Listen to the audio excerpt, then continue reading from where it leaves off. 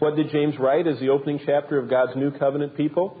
Simply this: a clear and simple way of life that reflects a maturing walk of faith. As Christ was received by faith, so the way of life flowing from His presence in a life would be reflected by a walk of faith.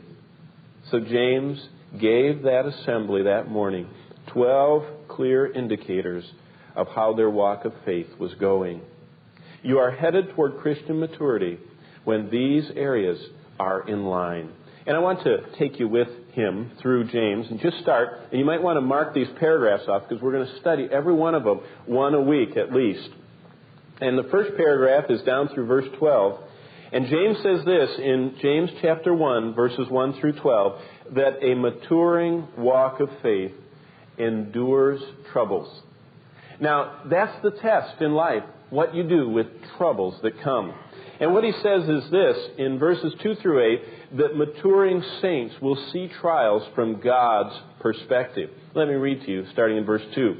Consider it all joy, my brethren, when you encounter various troubles or trials, knowing that the testing of your faith produces endurance. And here's the key of the whole book, verse 4. And let endurance have its perfect result, that you may be mature and complete, lacking nothing. A maturing faith. God brings things into our lives. He brings opportunities for us to respond to mature our lives. And a maturing walk of faith will endure troubles. First of all, in these verses I'm reading from 2 down through 8, James is going to demonstrate that maturing saints began to see trials from God's perspective. They see that trials are purifying faith builders. And this gives a whole new orientation to life. When the job goes, or the health goes, or the family woes come, or the emotional woes come, instead of it being an attack, they look at it as being an opportunity to grow in grace. And Christians who are maturing saints see in a whole new orientation that trials are gifts from God. And then down in verse 9, I love this. It says, but let the brother of humble circumstances glory in his high position. James secondly says that maturing saints, in this idea of enduring troubles, maturing saints have a whole new standard for assessing personal worth. They no longer look at whether or not, and we were on the airplane, and the fellow that was serving us last week, when he set our food down, went like this, and his gold, diamond-studded Rolex watch almost hit my chin. And I went, oh, excuse me. And he says, oh. I said, that's a nice Rolex. And he went, oh, thank you. You know, he's just about hit me with it. Could you tell he liked his watch, you know? And so in our culture, we would say that man is successful. But look at verse 9. God says, no.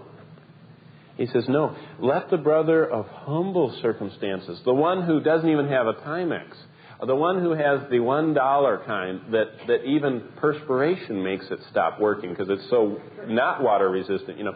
Let him, verse 9, glory in his high position. Verse 10, but let the rich Americans glory in their humiliation.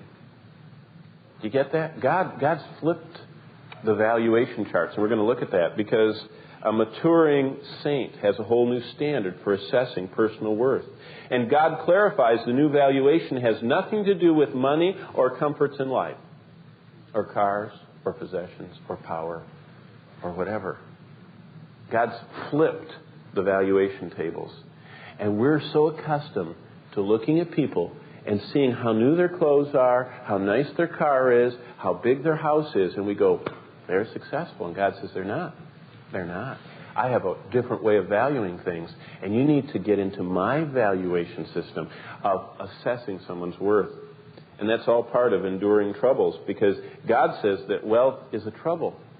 The care of riches is troublesome, and we don't think that at all. We'll look at that. Look at the second paragraph. That's starting in verse 13.